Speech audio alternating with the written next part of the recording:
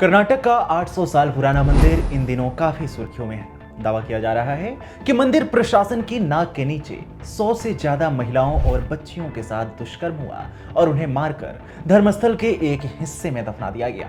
यह मंदिर कर्नाटक के दक्षिण कन्नड़ जिले में स्थित है। रिपोर्ट्स बताती हैं कि हर साल इस जिले से महिलाओं की 100 अप्राकृतिक मौतों की रिपोर्ट सामने आती है। यह वही जिला है जहां 402 महिलाओं के लापता होने और 106 बलात्कार के मामले दर्ज हुए थे।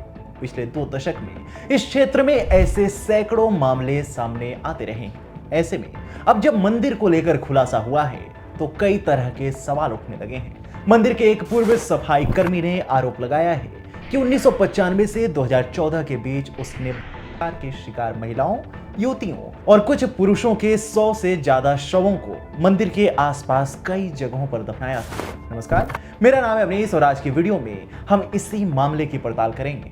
दरअसल जिस मंदिर को लेकर चर्चा हो रही है वह कर्नाटक के दक्षिण कन्नड़ जिले के धर्मस्थल शहर में स्थित श्री क्षेत्र धर्मस्थल मंजुनाथ स्वामी मंदिर है, जिसे धर्मस्थल मंदिर के नाम से भी जाना जाता है।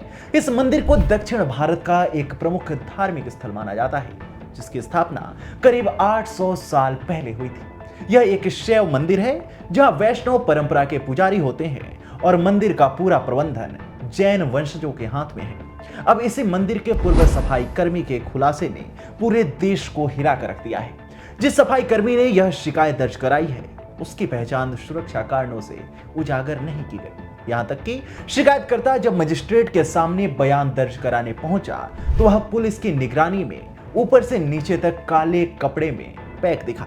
बीएनएस की धारा 183 के तहत शिकायतकर्ता का मामला दर्ज किया गया है। शिकायतकर्ता सफाई कर्मी का कहना है कि उस समय के उसके वरिष्ठ अधिकारियों ने उसे जान से मारने की धमकी दी थी, इसलिए वह इतने सालों तक चुप रहा।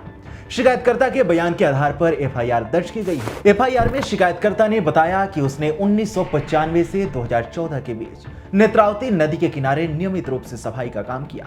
कुछ समय बाद उसके काम का स्वरूप बदल गया और सफाई के साथ साथ उसे गंभीर अपराधों के साक्ष्य छिपाने की जिम्मेदारी दी गई। उसने बताया कि उसने कई महिलाओं के शव देखे जो बिना कपड़ों के थे और जिन पर यौन हिंसा और मारपीट के स्पष्ट निशान थे। उसके मुताबिक जब उसने इस बारे में पुलिस को बताने की बात कही तो उसके सुपरवाइजरों ने मना कर दिया।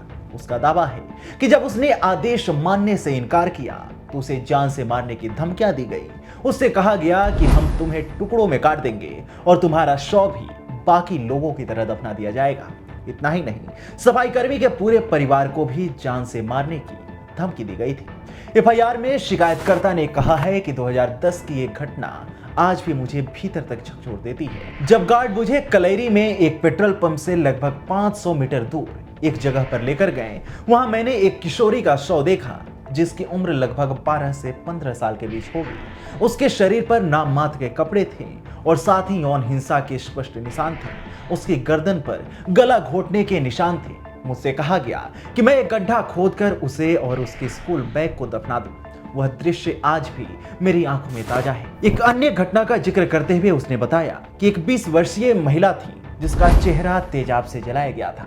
एफआईआर में उसने धर्मस्थल क्षेत्र में पुरुषों के मारने के तरीके का भी खुलासा किया। उसने बताया कि पुरुषों को मारने का तरीका बहुत ही क्रूर था। उन्हें कमरे में कुर्सियों से बांधकर उनके मुंह पर तौलिए लगाकर दम घोट दिया जाता था। एक घटना शिकायतकर्ता के अनुसार उसके सामने घटी थी। उसने कहा, मेरे कार्यकाल के दौरान मैंने धर्मस्थल क्षेत्र में कई जगहों पर शव दफनाए। वह बताता है, कभी कभी मुझे निर्देश दिया जाता था कि शवों पर डीजल डाल दो, फिर आदेश आता था कि सबूत न बचे इसलिए शवों को जला दिया जाए। सैकड़ों शव इसी तरह नष्ट किए गए।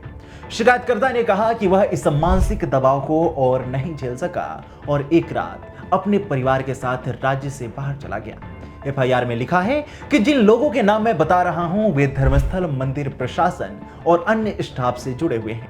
मैं अभी इनके नाम नहीं बता सकता क्योंकि कुछ लोग बहुत प्रभावशाली हैं और विरोध करने वालों को खत्म कर सकते हैं।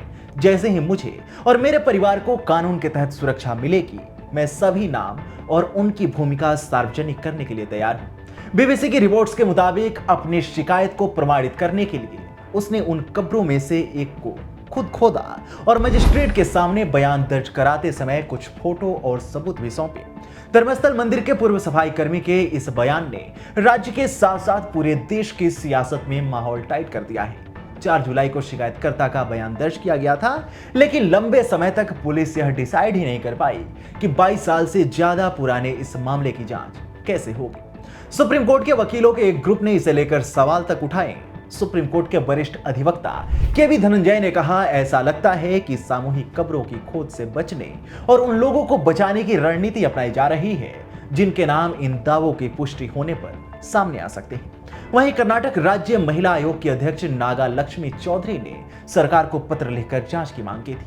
आपको भी जानकर आश्चर्य होगा कि मजिस्ट्रेट के सामने बयान दर्ज कराने के बाद इस मामले में त्वरित कोई कार्रवाई नहीं हुई थी, लेकिन लगातार दबाव के बीच कर्नाटक सरकार ने मामला दर्ज होने के करीब 2 हफ्ते बाद इस मामले की जांच के लिए एसआईटी का गठन किया है। दूसरी ओर इतने गंभीर आरोपों के बावजूद मंदिर प्रशासन की ओर से कोई सफाई नहीं दी गई है।